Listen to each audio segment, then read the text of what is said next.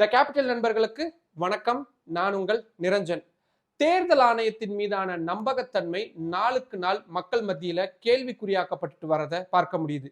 ஏற்கனவே மக்களவை எதிர்க்கட்சி தலைவராக இருக்கக்கூடிய ராகுல் காந்தி பாஜகவும் தேர்தல் ஆணையமும் சேர்ந்து வாக்கு திருட்டுல ஈடுபடுறாங்க அப்படின்ற ஒரு மிகப்பெரிய குற்றச்சாட்டை முன் வச்சிருந்தாரு.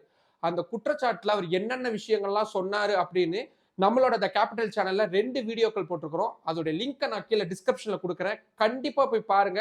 அப்பதான் தேர்தல் ஆணையம் என்ன மாதிரியான தில்லுமுல்ல ஈடுபடுறாங்க அப்படின்றது உங்களுக்கு முழுமையா தெரிய வரும். இப்போ தேர்தல் ஆணையம் இன்னொரு மிக முக்கியமான விஷயத்தை செஞ்சிருக்காங்க. அது அவங்க மீதான சந்தேகத்தை மேலும் அதிகரிக்கக்கூடிய வகையில தான் அமைஞ்சிருக்கு. நமக்கு தெரியும், பீகார் மாநிலத்துக்கு இன்னும் சில மாதங்கள்ல சட்டமன்ற தேர்தல் அப்படின்றது நடக்க இருக்கு. இந்த சட்டமன்ற தேர்தல் நடக்கிறதுக்கு சரியா 2 மாதங்களுக்கு முன்னாடி, சரியா சொல்லணும்னா ஜூலை மாதத்துல தேர்தல் ஆணையம் SIR, அதாவது தீவிர வாக்காளர் சரிபார்ப்பு அப்படின்ற ஒரு முறையை கொண்டு வந்திருந்தாங்க. இதை பத்தியும் நம்ம நிறைய வீடியோ போட்டிருக்கிறோம். அதோட லிங்க்கும் இருக்கு, கண்டிப்பா போய் பாருங்க.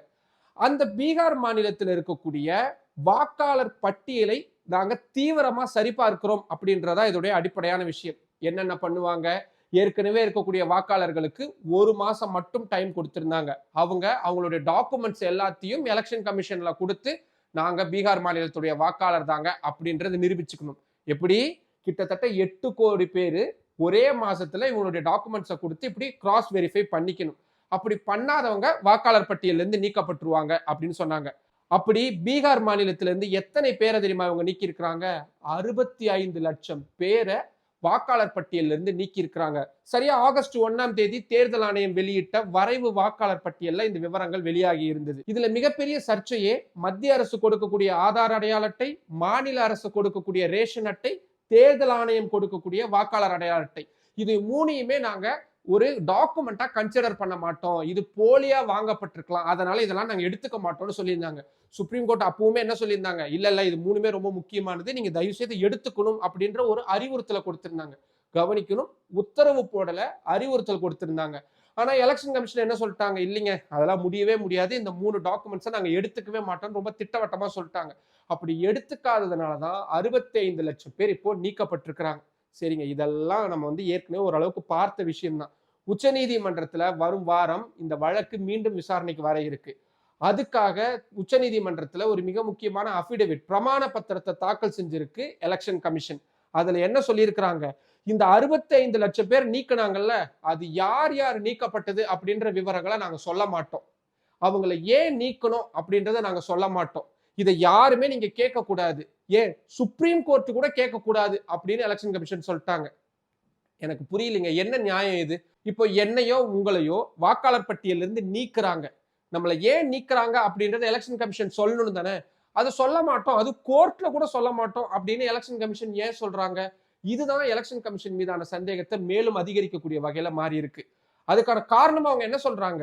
பீப்புள் ரெப்ரசன்டேட்டிவ் ஆக்ட் 1950, அதே மாதிரி வாக்காளர் சேர்ப்பு விதிமுறைகள் 1960, இந்த 2ன் கீழையும் கட்டாயமா இந்த விவரங்களை நீங்க கொடுக்கணும்னு யாருமே, அண்டர்லைன் பண்ணிக்கோங்க, யாருமே எங்களை கேட்க முடியாது அப்படின்னு எலெக்ஷன் கமிஷன் சொல்றாங்க.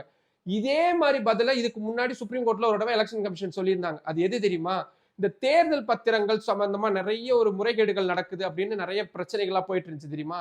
அப்போ இதே மாதிரிதான் எலெக்ஷன் கமிஷன் சொன்னாங்க, அப்படிலாம் நீங்க கேட்கிற டைமுக்கெல்லாம் தர முடியாது அப்படின்னு. அப்படி தர முடியாதுன்னா நாங்க பண்றத பண்றோம்னு உச்ச நீதிமன்றம் ஒரு எச்சரிக்கை கொடுத்ததுக்கு அப்புறமா விழுந்தடிச்சுட்டு கிட்டத்தட்ட ஒரு 2-3 நாள்லயே அந்த டாக்குமெண்ட்ஸ் எல்லாம் கொண்டு சப்மிட் பண்ணாங்க. இப்போ எலெக்ஷன் கமிஷன் இந்த தேர்தல் வாக்காளர் பட்டியல்ல எவ்வளவு தூரம் திமிர்த்தனமா நடந்துக்கிறாங்கன்றது தெரியுது. ஏற்கனவே மக்களவை எதிர்க்கட்சி தலைவர் என்ன சொல்றாரு? தேர்தல் திருட்டு நடைபெறுது அப்படின்றாங்க. சரி, அது சம்பந்தமான டாக்குமெண்ட்ஸை கொடுங்க, உங்களோட ஃபேக்ட் செக் பண்ணி நீங்க அதை பொய்ன்னு நிரூபிங்க அப்படின்னு சொன்னா நாங்க பண்ண மாட்டோம், அதை ராகுல் காந்தி தான் பண்ணணும்னு எலெக்ஷன் கமிஷன் திமிரா பேசுறாங்க. இன்னொரு பக்கம் என்னுடைய பெயர்லயே 2 இடத்துல வாக்காளர் அடையாள அட்டை இருக்குன்னு தேஜஸ்வி யாதவ் பீகார் மாநிலத்துல சொல்றாரு. உடனே என்ன சொல்றாங்க? நீங்க சொல்றது தப்பு, அது பொய்யான விஷயம், உடனடியாக எங்களுக்கு விளக்கம் கொடுங்கன்னு அவர்கிட்ட தான் போறாங்க. ஒட்டுமொத்தமா யார் என்ன கேள்வியை கேட்டாலும் அவங்க கிட்டயே அந்த பாலை திருப்பி விடக்கூடிய ஒரு திமிரான வேலையை தான் தேர்தல் ஆணையம் செஞ்சுக்கிட்டு இருக்கிறாங்க. இப்போ இவ்வளவு தூரம் செய்யக்கூடிய இந்த தேர்தல் ஆணையத்தை உச்ச நீதிமன்றம் எப்படி அணுக போறாங்க?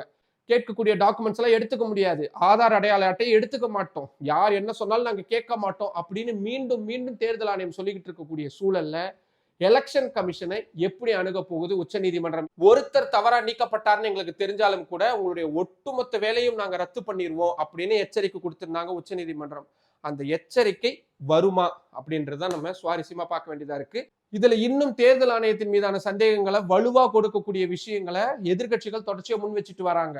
சரியா தேர்தல் ஆணையம் உச்சநீதிமன்றத்துல இந்த அபிடவிட்டை தாக்கல் செஞ்ச அதே நேரத்துல பீகார் மாநிலம் பாட்னாவில் செய்தியாளர்களை சந்திச்ச அந்த மாநிலத்துடைய முன்னாள் துணை முதல்வரான தேஜஸ்வி யாதவ் பீகார் மாநிலத்துல மட்டும் கிட்டத்தட்ட 3 லட்சம் வாக்காளர்களுடைய வீட்டு முகவரி எண் 0 இருக்கு, இதுல கடுமையான முறைகேடு நடந்திருக்கு அப்படின்ற ஒரு விஷயத்த சொல்லியிருக்கிறாரு. இன்னொரு பக்கம் அப்படியே ஆப்போசிட்ல கேரளா மாநிலத்துடைய திருச்சூர் நாடாளுமன்ற தொகுதியில ஜெயிச்ச பாஜகவுடைய வேட்பாளரான சுரேஷ் கோபி இப்படி வாக்காளர் பட்டியல்ல நிறைய முறைகேடுகளை செஞ்சுதான் ஜெயிச்சிருக்கிறாரு, அதை மீண்டும் ரீவிசிட் பண்ணணும் அப்படின்ற போர்க்கொடி எழுப்ப தொடங்கி இருக்கிறாங்க. இப்படி நாடு முழுவதும் பல்வேறு இடங்கள்ல தேர்தல் ஆணையத்துடைய செயல்பாடுகளுக்கு சந்தேகத்தை ஏற்படுத்தக்கூடிய நிறைய விஷயங்கள் வந்துகிட்டே இருக்கு. என்ன நடக்க போகுதுன்னு தெரியலங்க. எலெக்ஷன் கமிஷன் இவ்வளவு தூரம் திமிரா நடந்துக்கிறாங்கல்ல, இதை எப்படி பாக்குறீங்க? இல்ல அவங்களுடைய சட்ட விதிமுறைகளுக்கு உட்பட்டு அவங்க செயல்படுறாங்க, அது உங்களுக்கு திமிரா தெரிஞ்சா அதுக்கு அவங்க என்ன பண்ணுவாங்கன்னு உங்களுக்கு தோணுதா? இல்ல இதை உச்ச நீதிமன்றம் கண்டிப்பா அங்க பாருங்க அப்படின்னு உங்களுக்கு தோணுதா?